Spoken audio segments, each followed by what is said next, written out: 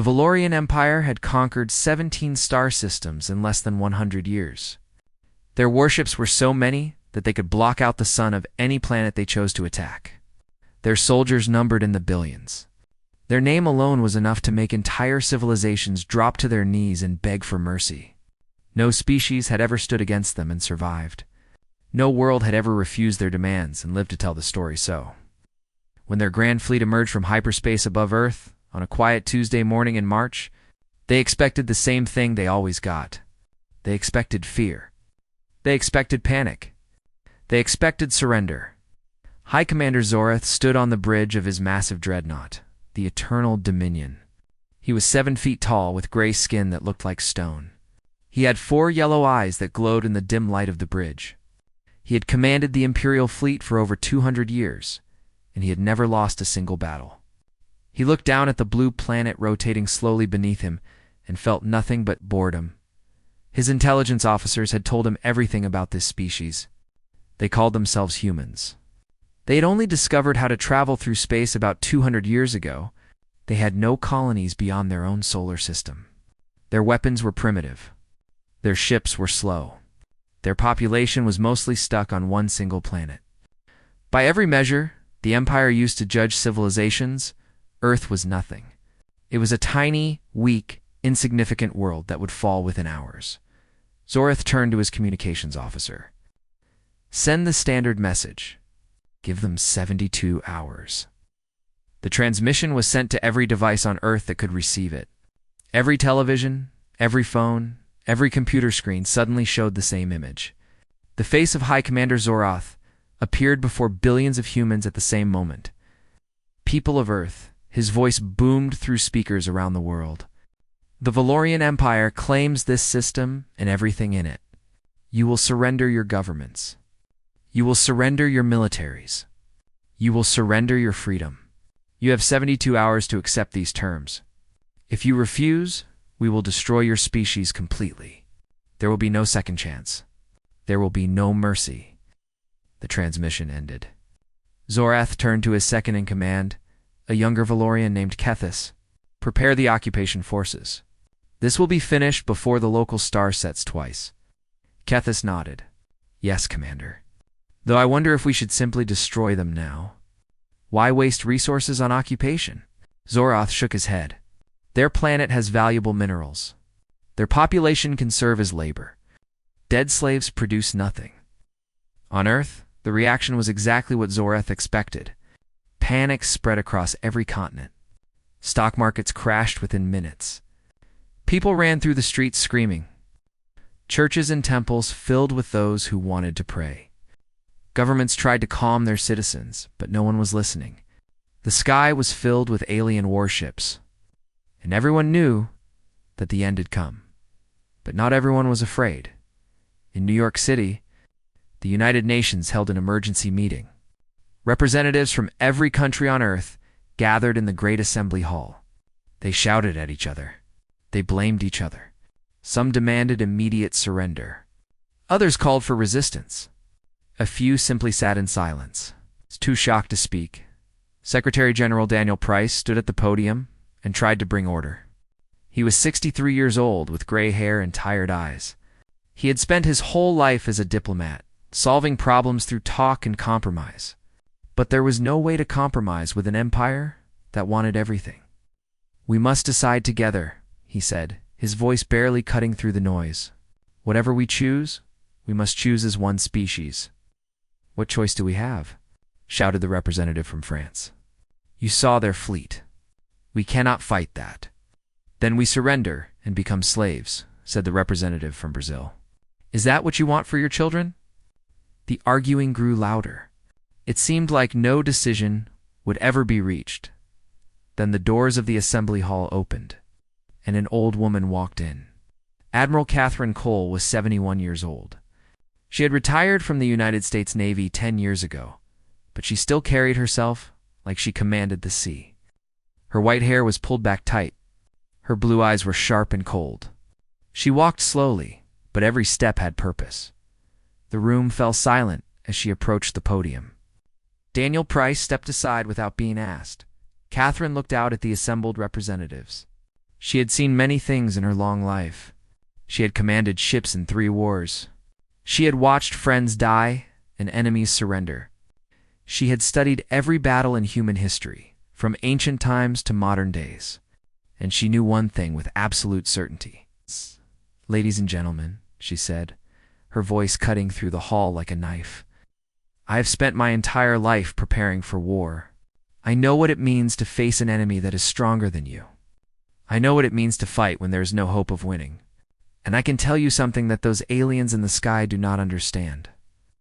She paused. Every eye in the room was on her. Humanity does not surrender. The French representative stood up. "Admiral, with respect, you have not seen their weapons. You have not seen their fleet. They could destroy us all with the push of a button." "Yes, they could," Catherine agreed. "They have better technology. They have more ships. They have more soldiers. By every logical measure, we should lose." She smiled, and there was no warmth in it. "But war is not about logic. War is about will. And humans have something that no other species in this galaxy seems to have. We have the will to fight even when we cannot win." She turned to face the whole assembly. "They have not seen what we did at Thermopylae, where 300 soldiers held back an army of millions.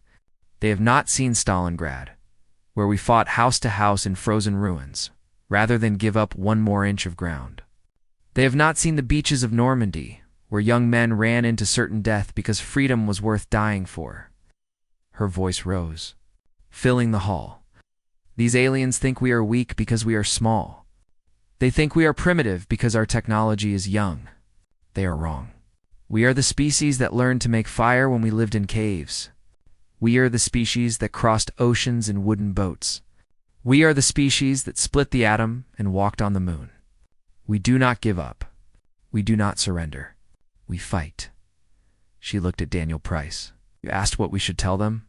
I say we tell them the same thing our ancestors told every tyrant who ever demanded our freedom." She turned back to the assembly, her eyes blazing. "We tell them, come and take it." The room was silent for a long moment. Then, slowly, the representative from Kenya stood up and began to clap. Others joined him. Within seconds, the entire assembly was on its feet, applauding. The decision was made. Earth would fight. 72 hours later, every screen in the Valorian fleet flickered to life. Daniel Price appeared, standing in front of the flags of every nation on Earth, united for the first time in history. "To High Commander Zorath and the Valorian Empire," he said, his voice steady and strong, "we have received your demands.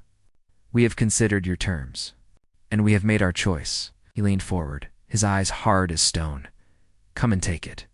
High Commander Zorath stared at the human transmission for a long moment. His 4 yellow eyes blinked slowly as he processed what he had just heard. Then he began to laugh. It was a deep, rumbling sound that echoed through the bridge of his flagship. "These creatures have courage," he said to Kethis, who stood beside him. "Stupid courage, but courage all the same. It almost makes me respect them." Kethis frowned. "Shall the First order the occupation forces to begin landing, Commander?" "No." Zoroff's laughter faded, replaced by cold anger. "They have insulted the Empire. They have refused the mercy we offered. Now they will learn what that refusal costs." He turned to his weapons officer. "Target their largest population centers. Begin with the city in the southern continent. The one near the water?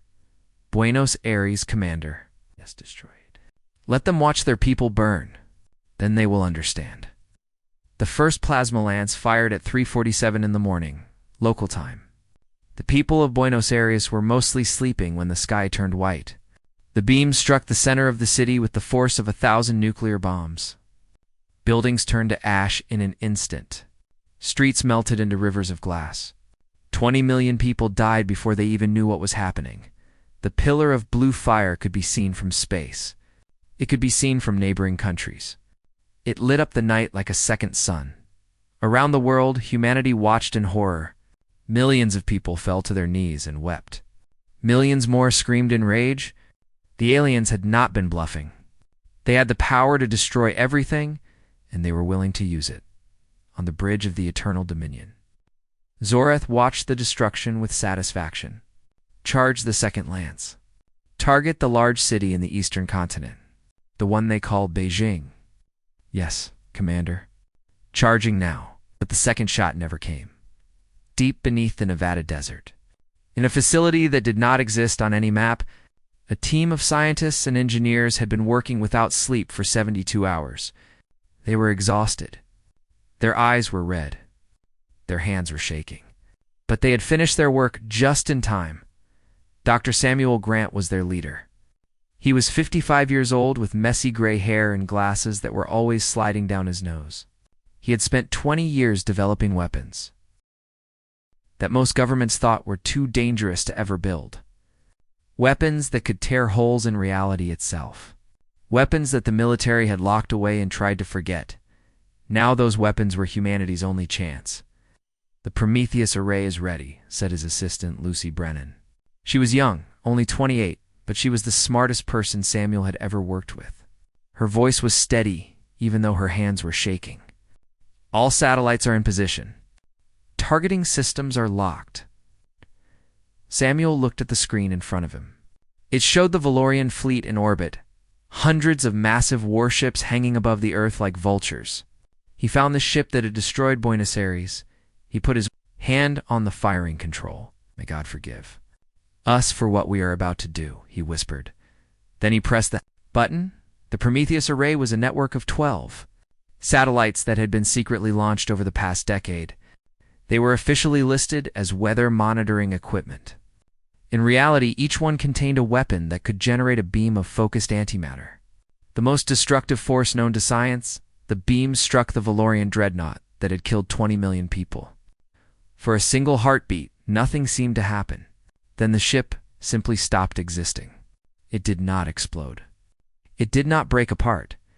It was simply erased from the universe, along with the 30,000 Valorian soldiers inside it. One moment, it was there. The next moment, it was gone, leaving nothing behind but empty space. On the bridge of the Eternal Dominion, alarms began to scream. "Commander," Kethis shouted, "the righteous fury is gone." "What do you mean, gone?" "It just vanished, Commander. No explosion. No debris. It simply ceased to exist." Zorath felt something cold crawl up his spine. In 200 years of war, he had never seen anything like this. Find the source of that weapon. Destroy it immediately. But before his officers could respond, 3 more beams lanced up from the surface of Earth. 3 more ships vanished. Then 4 more. Then 6. The Valorian fleet began to panic. Ships that had never retreated from any battle started to break formation. Captains screamed orders at their crews. Weapons fired blindly at the planet below, hitting nothing but empty air, and then things got worse. In the middle of the Atlantic Ocean, a submarine called the USS Constellation surfaced just long enough to launch 12 missiles. They were not nuclear weapons. They were something far more terrible. The missiles flew up through the atmosphere and detonated in the middle of the Valorian fleet. They did not explode with fire or radiation. Instead, they released a cloud of microscopic machines, each one smaller than a grain of sand. These machines were programmed to do one thing: find Valorian biology and destroy it. The nanovirus spread through the fleet like wildfire. It passed through walls. It ignored protective suits. It found its way into every ship, every room, every body. And when it found a Valorian, it began to kill. The symptoms started within hours. First came the fever, so hot that soldiers collapsed where they stood. Then came the bleeding, from the eyes and nose and mouth. Then came the end, as the virus ate away at brain tissue until there was nothing left. There was no cure. There was no treatment. There was no escape. Commander Kethis said, his voice trembling, "We are receiving reports from across the fleet. Soldiers are dying by the thousands. The medical officers do not know what is causing it." Zorath grabbed Kethis by the collar. "Then find out. We cannot lose to these primitives." But even as he spoke, Zorath knew the truth. He had underestimated the humans. He had thought they were weak because they were small and young. He had not understood what they really were. They were survivors. They were fighters. They were a species that had clawed its way up from the mud through millions of years of struggle and death. They had faced extinction before, many times, and they had always found a way to live, and they did not fight fair. Admiral Catherine Cole watched the battle from the Pentagon. Surrounded by generals and scientists and politicians, satellite feeds showed Valorian ships drifting dead in orbit, their crews killed by the nanovirus. Other feeds showed ships vanishing under the Prometheus beams. The enemy fleet was being torn apart. "How many of them are left?" she asked. "Approximately 40% of their original force," reported General Victor Santos. "They have lost nearly 200 ships and are casualties." Victor's face went dark.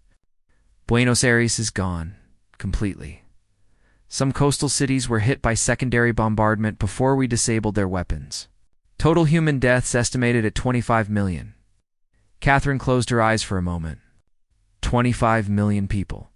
Mothers and fathers and children, gone in an instant. The weight of it pressed down on her like a physical force, but she did not let it crush her. She could not afford to. Not yet. "The Valorians are retreating," reported another officer. "Their flagship is signaling a general withdrawal."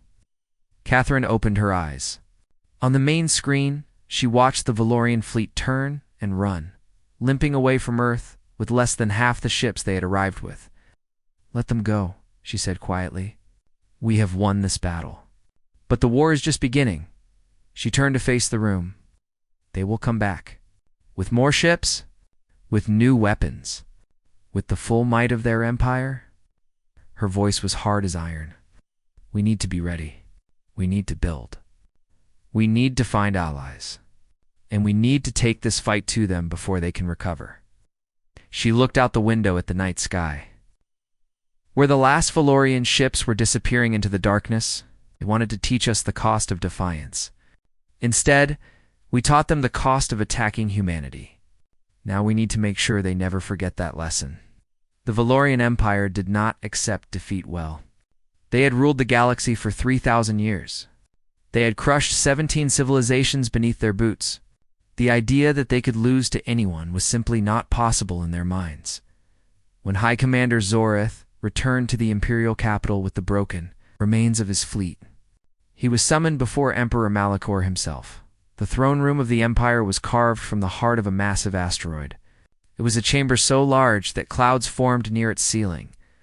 The walls were decorated with the flags of every species the Valorians had conquered, hanging like trophies.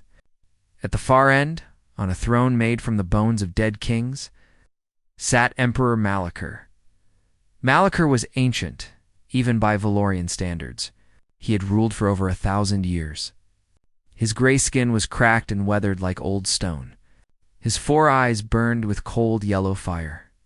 When he spoke, his voice echoed through the chamber like thunder. "You told me they were primitives," he said to Zorath, who knelt before him. "You told me they would surrender in hours, my emperor. I did not expect you. Did not expect what? That they would fight? That they would resist? Every species fights when they are threatened. That is the nature of life." Malachor rose from his throne, his massive body casting a shadow over the kneeling commander. "What I want to know is how they hurt you so badly." Zorath swallowed hard. "They had weapons we did not anticipate. Energy beams that could erase matter from existence. A biological agent that killed our soldiers from within. They were prepared for us in ways that should not have been possible. Impossible weapons from an impossible species." Malachor walked down the steps from his throne until he stood directly over Zorath. "You lost 64 warships. You lost 200,000 soldiers. You lost 2 creatures who discovered fire only a few hundred generations ago. I will make it right, my emperor. Give me another fleet. I am giving you 3,000 ships." Malachor's voice was ice. "The 3rd and 7th fleets combined, the largest armada in the history of our empire. You will return to the human system, and you will not leave until every single one of them is dead. It will be done, my emperor. See that it is. I do not tolerate failure twice." But what neither Zorath nor Malachor knew was that humanity was not sitting still. Waiting for the next attack, in the months after the first battle, Earth changed completely. The old borders between countries still existed on paper, but they meant nothing anymore. Every nation on the planet joined together under a single banner, the United Human Defense Coalition. Every factory, every laboratory, every resource was put to work building weapons and ships. Admiral Catherine Cole was named Supreme Commander of all human forces. She worked 18 hours a day, every day, planning and building and preparing. She knew that the Valorians would return. And she knew that Earth alone could not stand against the full might of their empire. "We need allies," she said at the first meeting of the Coalition Council. "We need friends out there in the galaxy. And we need to know everything about our enemy." Dr. Samuel Grant raised his hand. He looked even more tired than he had during the first battle, but his eyes were bright with excitement. "We captured several Valorian ships during the battle, the ones that were disabled by the nanovirus. My teams have been studying their technology and their computer systems. What have you found? The Valorians have conquered 17 different species over the past 3,000 years, but they did not destroy any of them. They kept them alive as slaves, working in mines and factories across the Empire." Samuel pulled up a map on the screen showing the vast territory of Valorian space. "According to the records we found, many of these slave species hate their masters. They want freedom. They want revenge." Catherine smiled. It was not a kind smile. "Then we should give them the chance to take it." 6 months after the Battle of Earth, the first human strike fleet left the solar system. It was made up of 12 ships, built from a combination of Valorian wreckage and human technology. They were crewed by volunteers who knew they might never come home. The commander of this fleet was Captain Benjamin Hayes. He was 42 years old with short brown hair and eyes that had seen too much pain. His wife and 2 children had been killed in Buenos Aires. He had nothing left to live for except revenge. "Our target is a mining colony in the Korath system," he told his crew as they entered hyperspace. "The Korath are an insect-like species that the Valorians conquered about 500 years ago. There are 50,000 of them working as slaves in the mines, guarded by only 300 Valorian soldiers." His first officer, a woman named Patricia Webb, frowned. "Only 300 guards for 50,000 prisoners? The Valorians do not expect anyone to attack their territory. They have never had to defend their colonies before." Benjamin's voice was hard. "We are going to change that." The attack on the mining colony was fast and brutal. The human ships emerged from hyperspace right on top of the Valorian base, catching the guards completely by surprise. Human Marines stormed the complex, using weapons designed to exploit every weakness in Valorian bodies. The guards fought back, but they were outnumbered and outgunned. Within 3 hours, it was over. The last Valorian guard fell with a human bullet in his chest, and the mining colony belonged to humanity. Benjamin stood in the main chamber of the colony, looking at the Korath prisoners. They were strange creatures, with hard shells like beetles and large compound eyes that reflected the light in 1,000 different colors. They huddled together, watching the human soldiers with a mixture of fear and hope. The Korath leader approached Benjamin slowly. Its name was Chitin Voice, and it was old, its shell scarred from centuries of hard labor. When it spoke, its voice clicked and buzzed, but the translator device turned it into words Benjamin could understand. "Who are you?" Chitin Voice asked. "Why have you done this?" "I am Captain Benjamin Hayes of the United Human Defense Coalition. We are enemies of the Valorian Empire. We came to set you free." Chitin Voice studied him with its many eyes. "Free? We do not understand. You gain nothing from freeing us. We have nothing to offer you. You can offer us alliance. You can offer us friendship. And you can offer us the satisfaction of hurting the bastards who attacked our world." Benjamin's hands clenched into fists. "The Valorians killed my family. They killed millions of my people. I will not rest until they pay for what they did. If you want to help us make them pay, we would welcome your help." Chitin Voice was silent for a long moment. Then it made a sound that the translator interpreted as laughter. "The Valorians call your species primitives. They say you are weak and stupid, barely worth noticing. They are fools." Chitin Voice gestured to the dead Valorian guards. "I have watched your soldiers fight. I have seen your weapons. You are not weak. You are terrifying. The Korath agreed to join the coalition. They were angry. They had been slaves for 500 years. They wanted revenge just as much as humanity did. Over the next few months, the coalition freed 3 more species.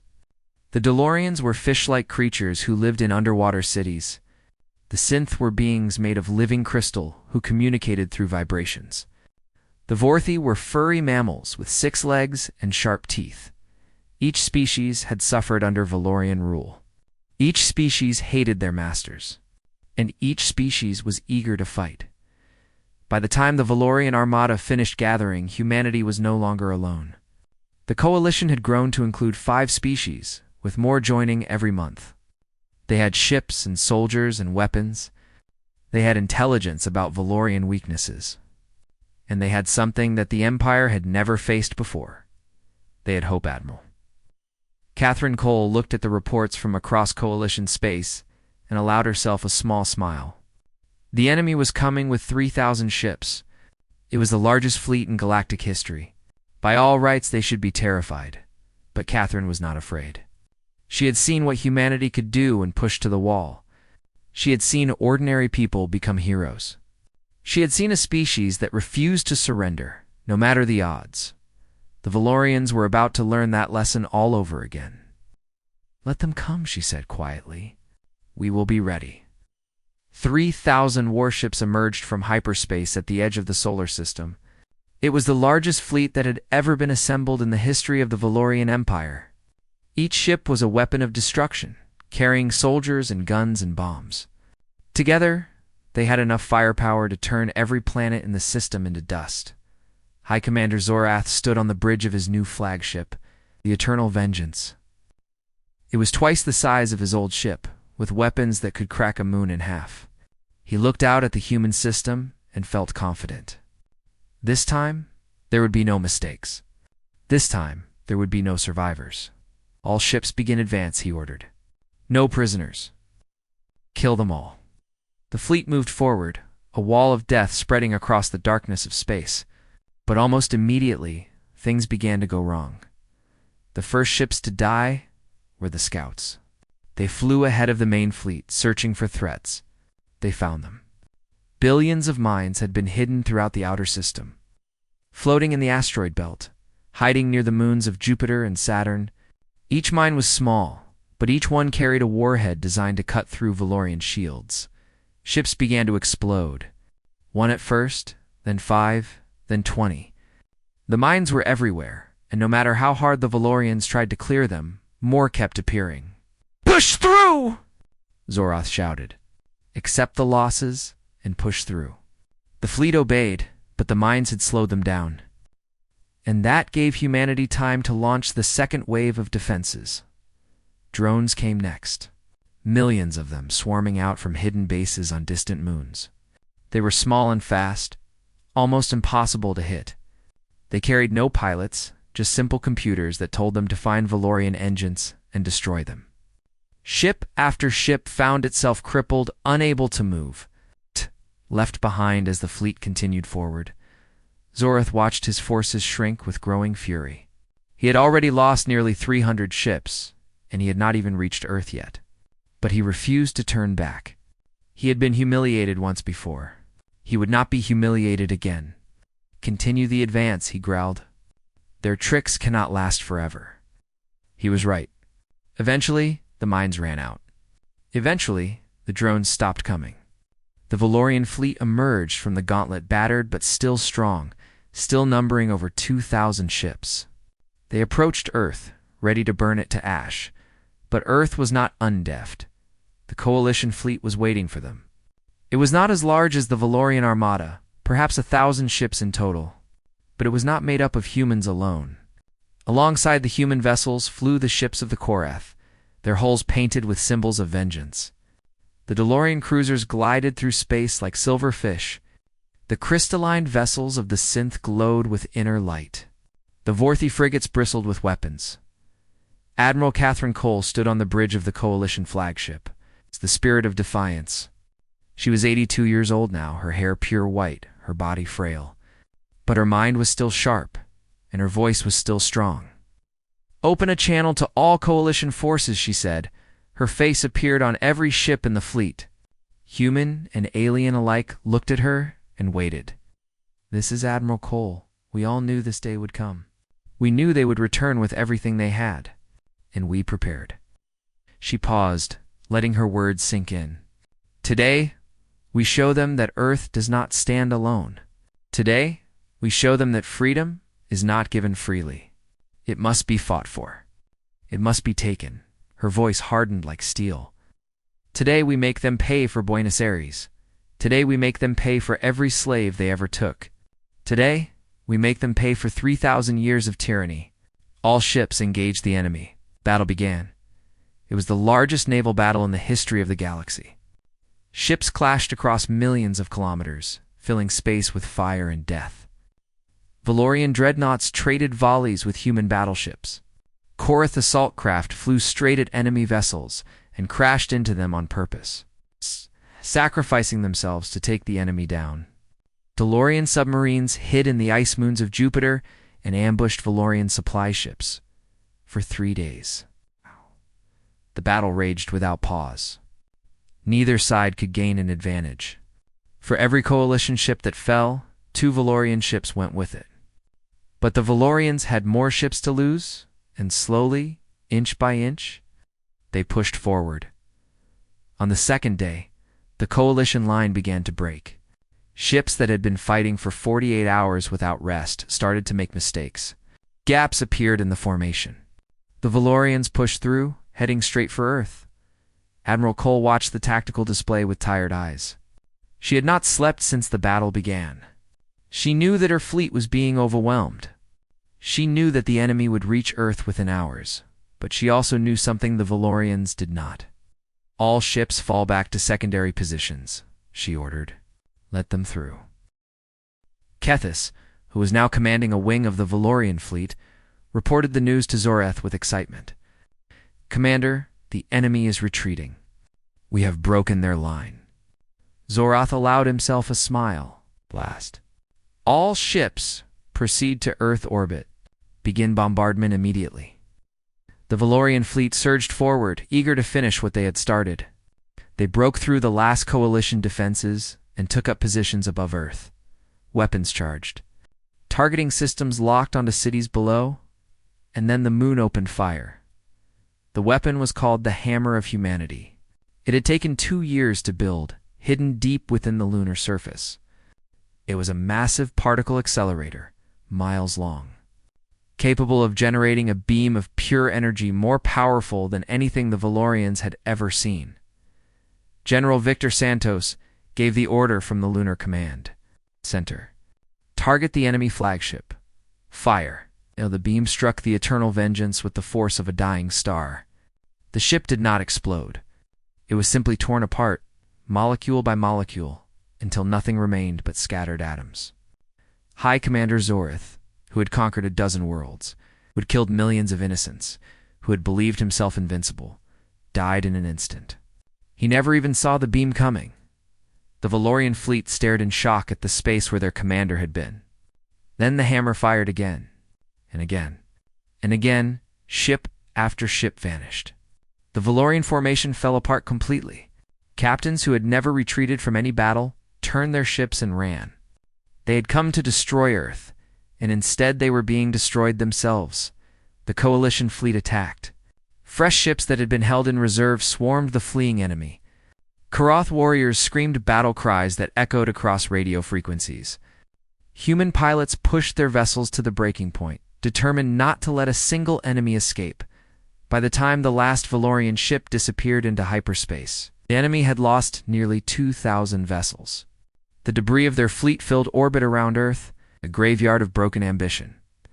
On the surface, people poured into the streets. They cheered and cried and hugged strangers. Church bells rang. Fireworks exploded.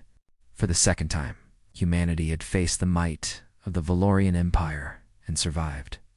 Admiral Ga. Catherine Cole watched the celebration from the bridge of the Spirit of Defiance. She was exhausted beyond words. Her body ached.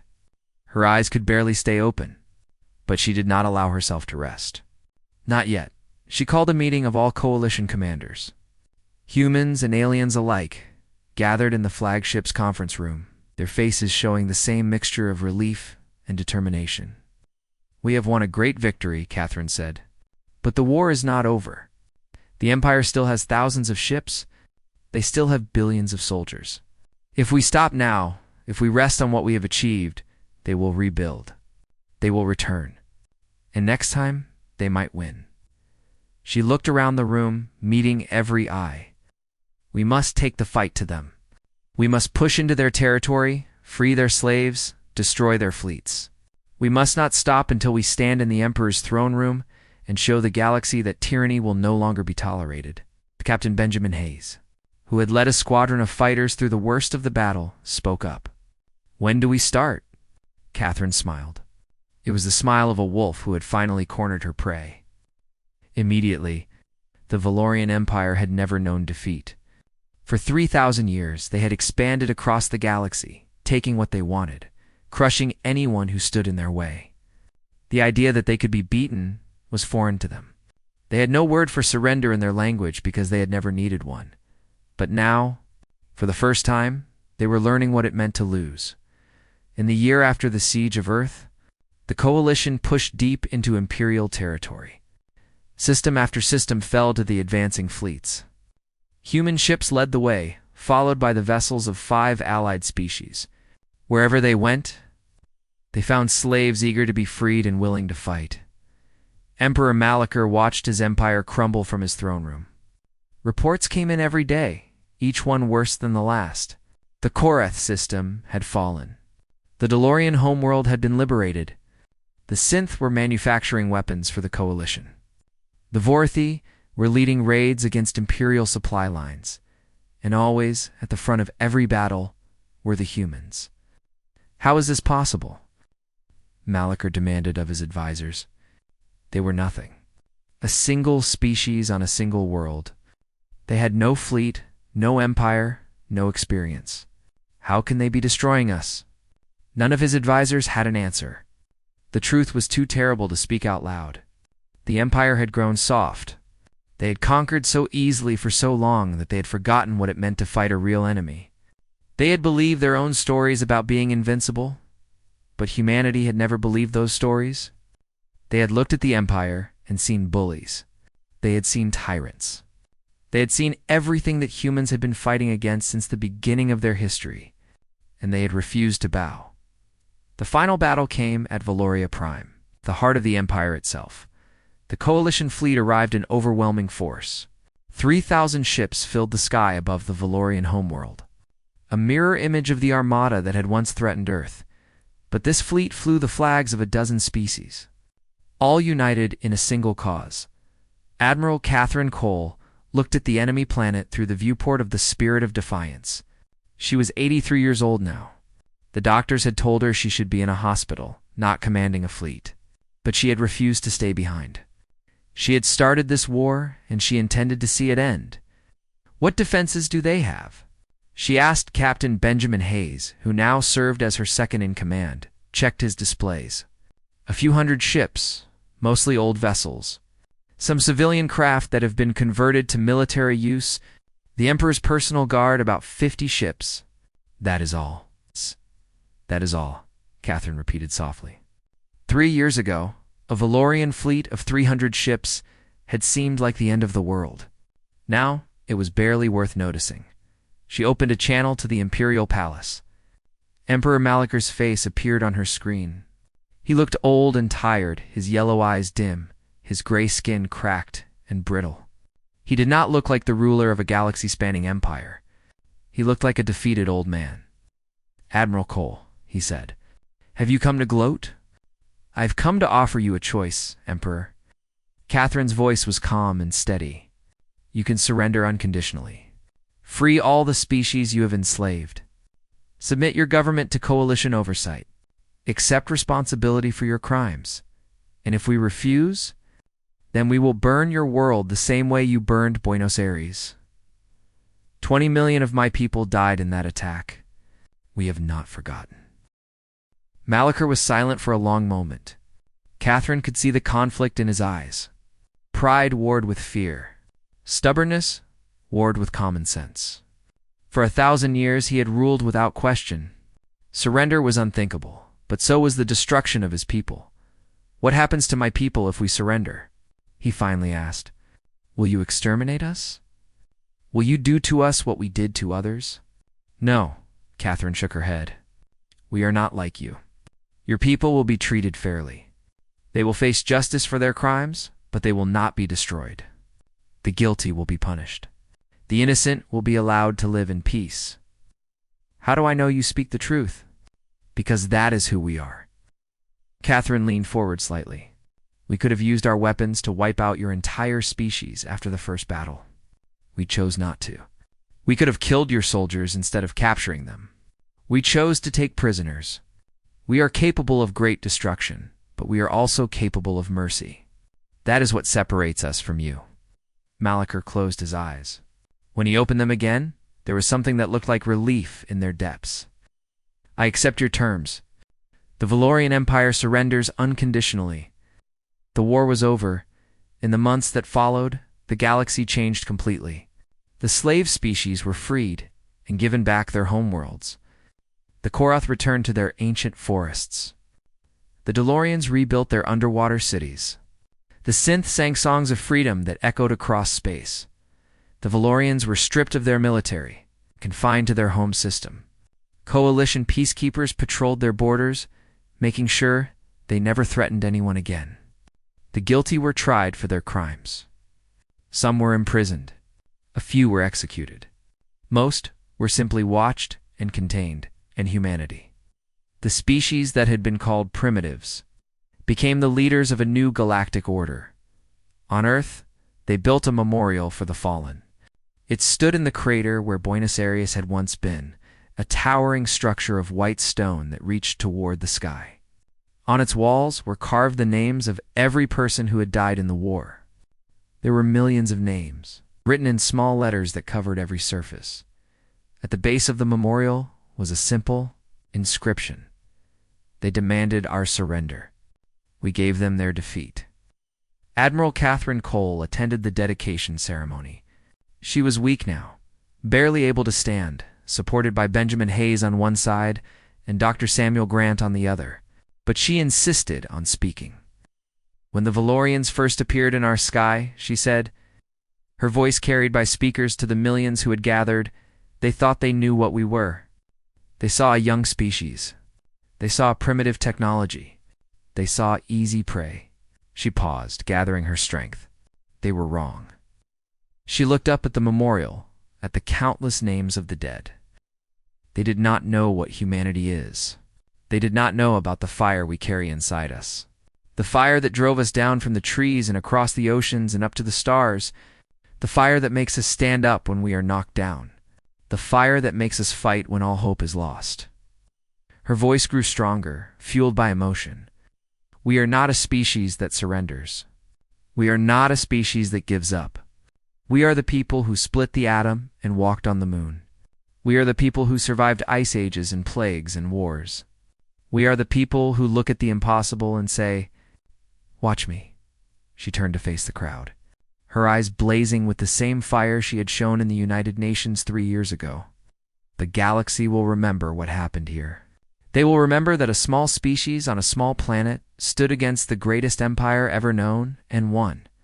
They will remember that freedom is worth fighting for. And they will remember that humanity never, ever gives up." Catherine Cole died 3 months later, surrounded by family and friends. She was buried with full military honors, her grave marked with a simple stone that read, "She taught the stars to fear." But her legacy lived on. Humanity spread across the galaxy, building new colonies, making new friends, facing new challenges. They were not perfect. They made mistakes. They sometimes failed. But they never forgot the lessons they had learned. They never forgot that the universe was dangerous, filled with threats that could destroy them in an instant. And they never forgot that the only thing standing between humanity and extinction was their own willingness to fight. The Empire had demanded Earth's surrender.